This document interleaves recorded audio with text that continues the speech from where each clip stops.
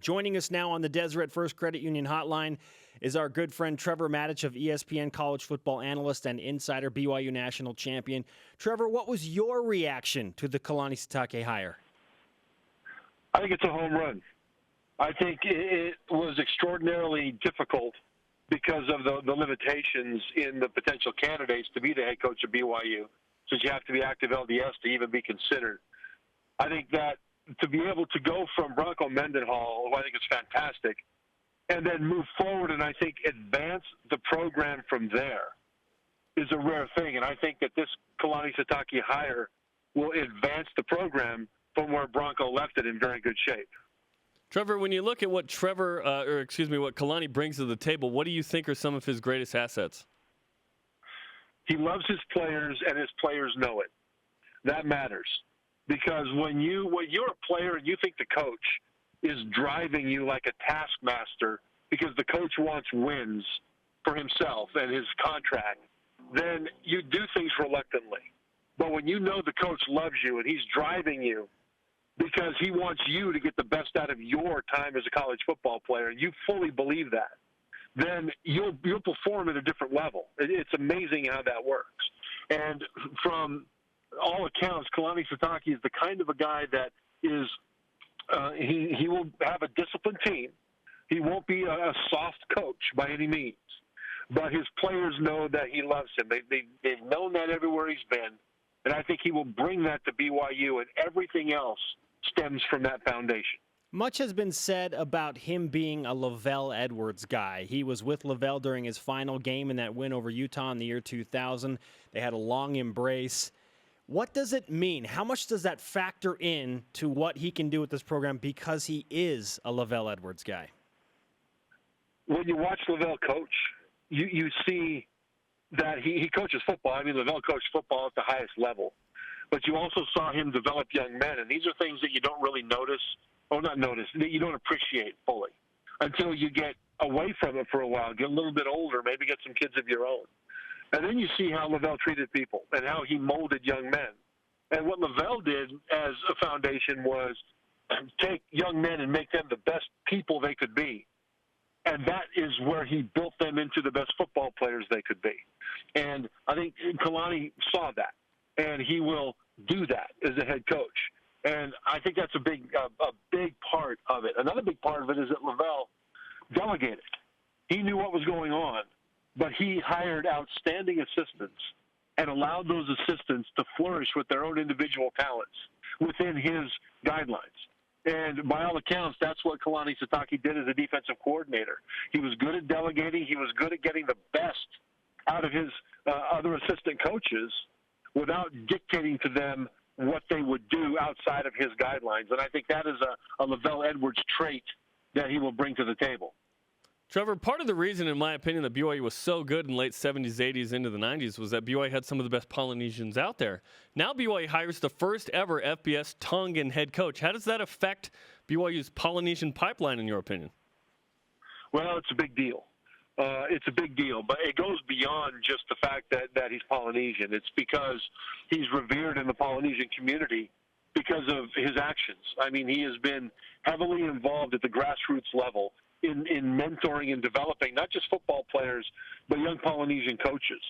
Because of that, because of the effort he puts in, the time he takes away, that should be personal time for him doing something else and giving to the community in that way. He's got a respect in the community that's unparalleled. And that's a huge deal.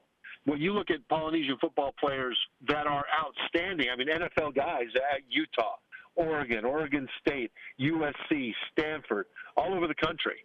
If some of those will come to BYU, then all of a sudden that can be that's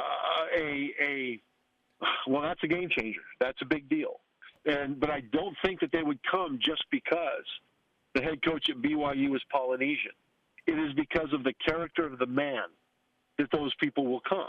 And I think that's one of the reasons that this home run this hire has the potential to be an absolute home run. The character of the man. It's another Matich Monday with ESPN's Trevor Matich on BYU Sports Nation. Put yourself in his shoes for a moment. What should be Kalani Sitake's highest priority right now, Trevor? his highest priority should be, well, two. One is he needs to bring in a recruiter that knows the West Coast. And he's got access to that because of his time at Utah and at Oregon State in the Pac-12. He needs to make sure he brings in an Ed Orgeron type. Ed Orgeron, who's at USC, Ole Miss. He's been all over the place, LSU, and he's known as one of the best recruiters in the country. He needs to bring one of those guys in. The other thing is he needs to make sure that the offense is right. And so the hire of the offensive coordinator will be a big deal. He doesn't necessarily have to have an offense that matches the personnel on the roster right now, but I think at BYU, traditionally, the kinds of offensive players that you get that excel are quarterbacks and offensive linemen. And because when I say quarterbacks, I mean passing quarterbacks. So those are the kinds of guys that tend to come to BYU. And I think that I would be surprised if he got too far afield of that recruiting and that offensive style. So that hire of the offensive coordinator will be a very revealing, feature of what he wants to do going forward. Now, Trevor, you haven't been contacted for the offensive line job, have you? I have not, although I've tried to see if I could get another year of eligibility. I can. I don't know if I can give you 80 plays in a game, but I'll tell you what, if it's 3rd and 10, I can protect the quarterback for one play. I can do that. We're talking to Kalani later today, so we'll put in a good word for you. I appreciate that. It's always good to have an inside track to the head coach. So I have a question that will tie us into what happened on Saturday in the Las Vegas Bowl between BYU and Utah. But Tom Holmoe said after the game, Kalani and I have talked. We have a plan for what we want to do against Utah. We play them soon. What advice would you give to Kalani Sitake about beating Utah? Well, if I were to give any advice at all, it would be don't worry about beating Utah. Build your team, build your core, build your culture. Let your culture develop players and let those players, having been developed by the culture, beat Utah. That's how to beat Utah. But here's the thing. He coached at Utah. He was an assistant for a long time with Kyle Whittingham. He knows what Utah does. He knows what they're good at. He knows where they're vulnerable. And he knows their players. So I think there's that's an interesting thing from that standpoint. But really, I think it would be more effective in the psychological, I don't want to say advantage, but BYU's players will think that that's a bigger advantage than it really is probably.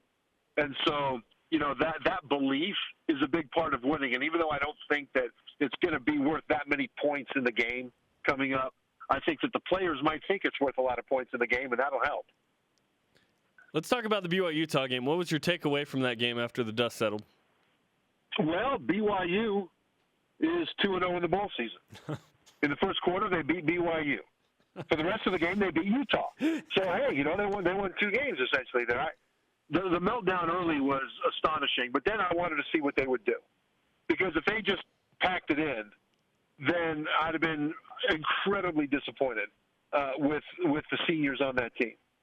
But the fact that they fought back, and after falling behind 35-0 early, they outscored Utah 28-0, right, for the rest of the game. I think that going forward into the future probably is a bigger boost and a better thing than if they would have come out and blown out Utah from the very beginning. Because it's easy to blow a team out. It's really hard, especially in a bowl game where everybody's got their cars packed and they're ready to go home for Christmas. It's really hard to fight back against a rival that has their boot on your neck in the first quarter. And BYU did that. And I think that goes to the character of the players that Bronco Mendenhall and his staff recruited, and that's a culture that Kalani Sitake will want to maintain. Trevor, no question all losses stink and all losses to Utah sting, but because of the way that game played out, did you feel a little less sting because of what BYU did in the final 3 quarters? Yeah, yes. It always is bad to lose to Utah, or so I'm told. Ask me how many times I lost to Utah in my career. You went 8-0 against Utah and Utah State, baby. Yes, we did. We were undefeated against those guys, so you'll have to ask somebody else how bad the sting is. But I've been told that the sting is really bad. But again, now once you're down 35-0, what do you do? And I think there's a lot to build from there. And it won't take away the sting. What will take away the sting is if they beat them next year. But once again, I mean, there's you win football games, you lose football games. Sometimes you get a bad bounce, and sometimes you get 5 bad bounces. What stays the same is the culture of the players, the culture in the locker room. In other words, the character, the never quit attitude. And BYU demonstrated that at a time when when most teams that I can think of would have just ran out the clock and gone home and chalked it up to a bad bowl game.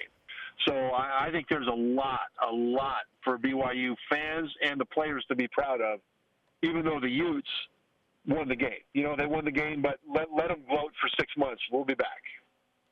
Trevor Matich of ESPN with us on BYU Sports Nation. 10 days away from the college football playoff now. Which 2 teams will face each other in the national championship, and who will win it all, Trevor? Well, I think Alabama will beat Michigan State, but I think it'll be closer than people think. Michigan State's defense is fantastic, and it's very well suited to slow down Derrick Henry in that Bama running game. But I think Bama just does too much, and I think they'll end up winning the game. The Oklahoma-Clemson game is a tougher call for me. I'm gonna pick Oklahoma, and the reason is that I think Oklahoma on the offensive line is better. I think Clemson's defense will make plays. I think Oklahoma's will make more plays and be more disruptive. And when you get those 2 teams, Oklahoma and Alabama together, typically rushing quarterbacks, mobile quarterbacks have been what's given Alabama trouble. But Alabama has recruited to their defense guys that are more mobile, better able to pressure and close with and finish a play on a quarterback that's scrambling around, especially after what Johnny Manziel did to them a couple of years ago. When you watch Bama's defense on tape, they've got 6 or 8 guys that can rush the passer individually, and some of them are 300-pounders, but some of them are 230-pound outside linebackers. And that combination, I think, has a good chance of reining in what Oklahoma likes to do with Baker Mayfield at quarterback. So having said that, I think that the better defense, Alabama, will win the day, and Alabama will end up being the national champion. Trevor, as always, great to talk to you on a Matich Monday. Plenty to discuss as we move forward into the offseason. I can't think of a more compelling offseason for BYU football in recent memory. Yeah, you know what, and I agree with you. And for fans, as you go forward, it'll be fun to watch what he does with assembling a staff, what he does with recruiting, but more than anything else, fans, watch what he does to establish the culture the way he wants it to be, because it's that culture that will determine wins and losses more than anything else, and it's that culture that will attract players and recruits of character that he wants. Bronco Mendenhall had that. I expect Kalani Sitake to take it to the next level. Trevor, great to talk to you. Merry Christmas. Merry Christmas to you.